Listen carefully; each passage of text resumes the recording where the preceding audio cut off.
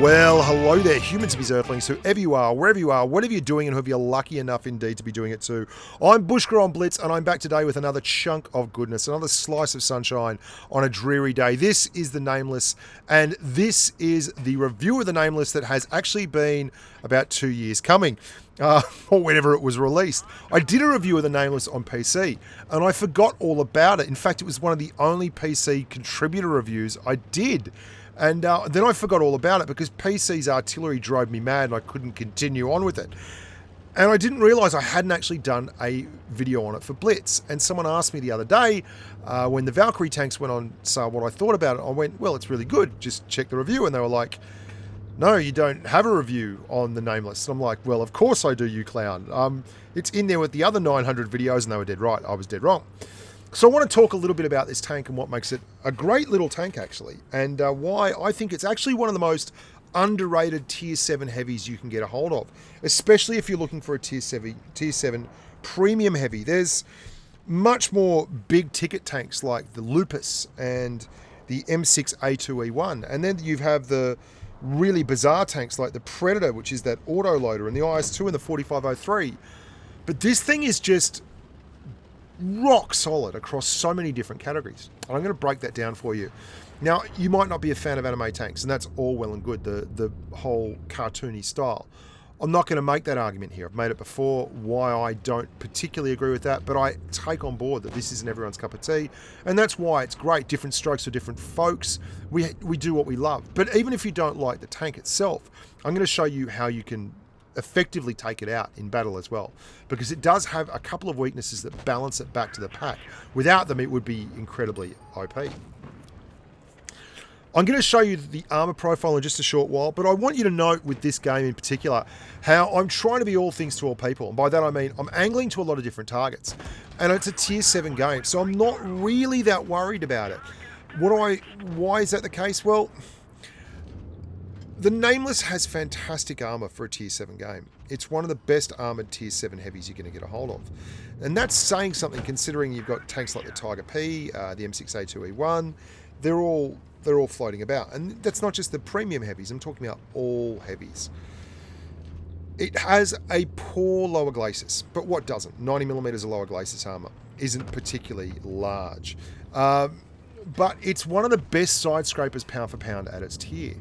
And it's got great traverse. It's got nearly 40 degrees of traverse when you've got it all buffed out, which is actually pretty bloody good for a Tier 7 heavy tank running a 105mm gun. So it can pump out 310 average alpha rounds, no worries whatsoever, and it can get backwards and forwards fairly smartly. Another thing a lot of people don't realise about this tank is it's actually a gun depression heavy. It has 8 degrees of gun depression, which is kind of funky. Hey, like, you think with that armor and everything else it wouldn't get 8 degrees of gun depression, but hey, it really, really does.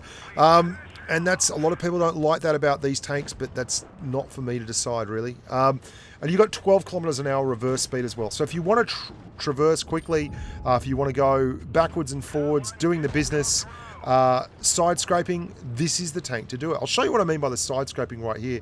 You're going to see there's an SU-101M1 there. He nuts me, fair enough. He fired a bit of Premo. I think it was Premo at least. We get the nice reverse on there. And we can hold a really, really sharp edge here. Look at that angle. I mean, absolutely beautiful angle. We get screwed over by RNG, but I don't know where that went. Somewhere straight underneath him. But that angle is exactly what you're looking for on a side scraping tank. And because the wheelbase on the tank is so short, it's actually really, really easy for it to pull back and fire very, very quickly. But here's the rub. The weak points on this tank are very much like the weak points on a lot of solid armor profile tanks, the cheeks. But they're less pronounced because the turret itself is very, very small. It's almost like a clockwork gnome World of Warcraft turret that you'd see you know, in World of Warcraft, the RPG.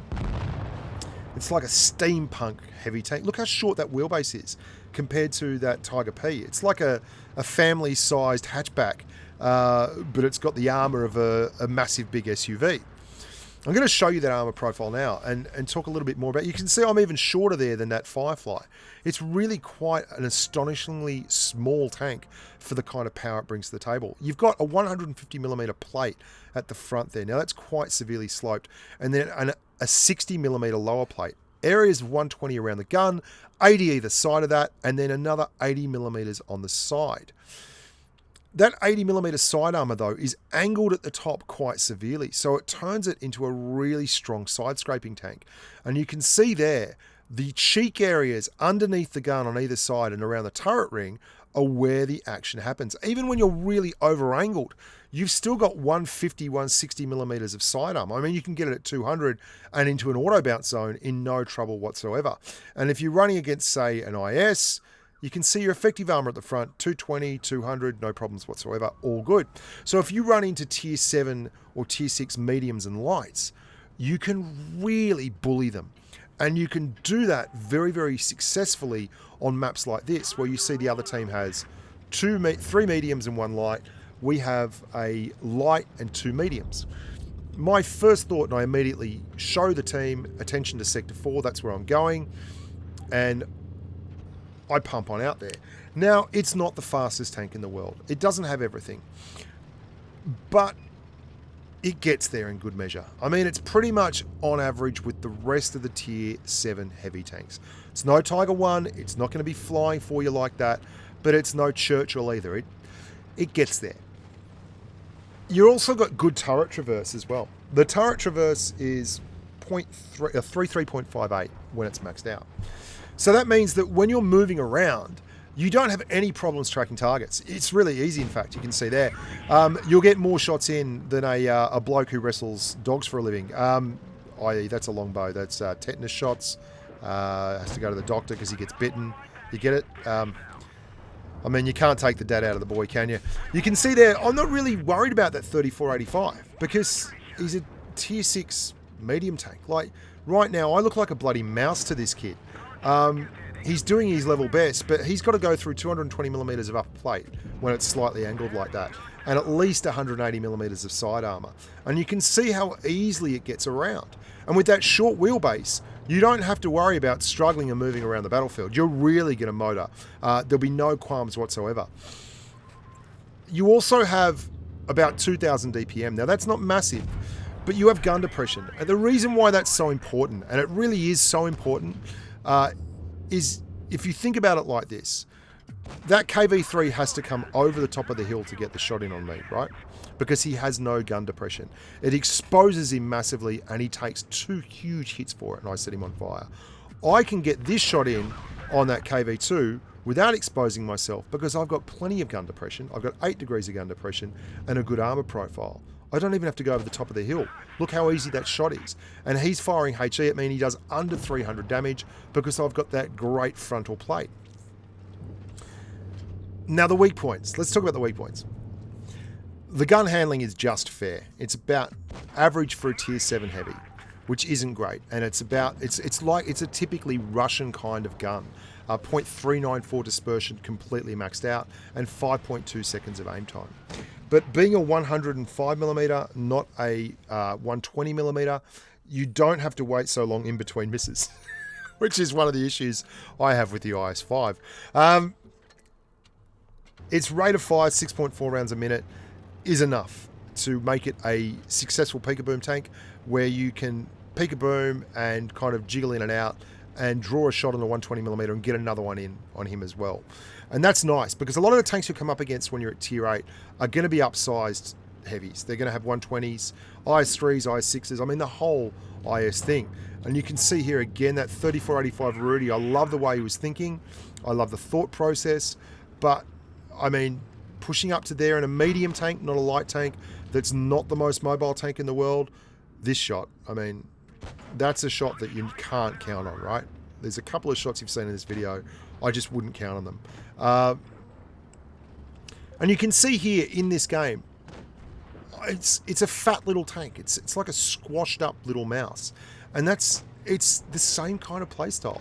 Strong plates, weak cheeks, weak lower glacis. And I bet it's not the kind of tank that you would have associated this tank with. A mouse. I mean, That does not feel like the kind of tank you call the Nameless akin to, but it's exactly what it's like. Its gun is good, your penetration numbers are solid, but your DPM is not off the charts, and your alpha is kind of low for your tier, which is kind of like the Mouse again. Like, I really love that about this tank, that it's a sneaky, underrated tank. The Lupus gets the lion's share of credit at the Valkyrie level. When you're talking about tier 7 heavies, everyone knows the Lupus is broken. 12 degrees of gun depression and all this kind of thing. But frontally, armor profile wise, this is a better tank.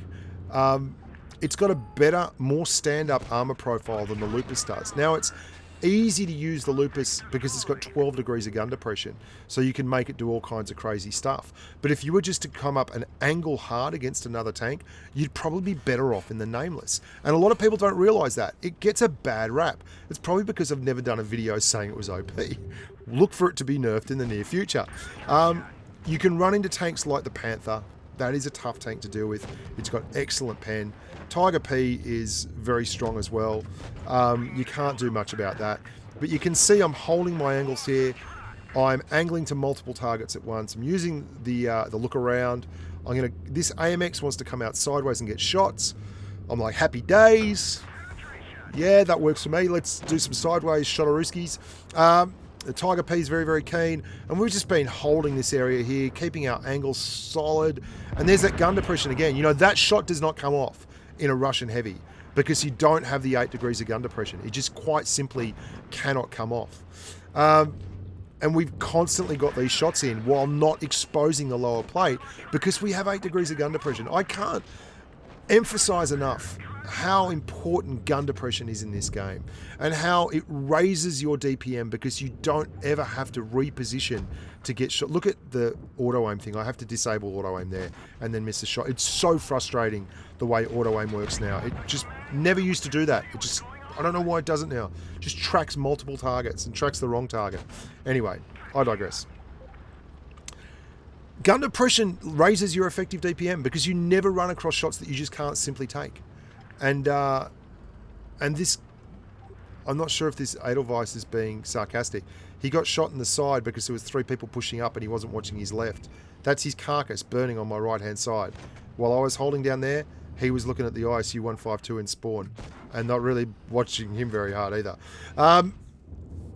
If you could do me a favor, guys, hammer that like button. It always helps. Like, the likes actually help me get views and all that kind of stuff. Make sure you subscribe.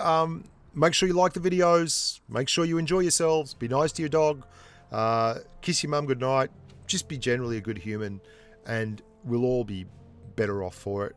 Until next time, make sure you pay attention to this thing out there. It's a serious contender, and it's not to be overlooked.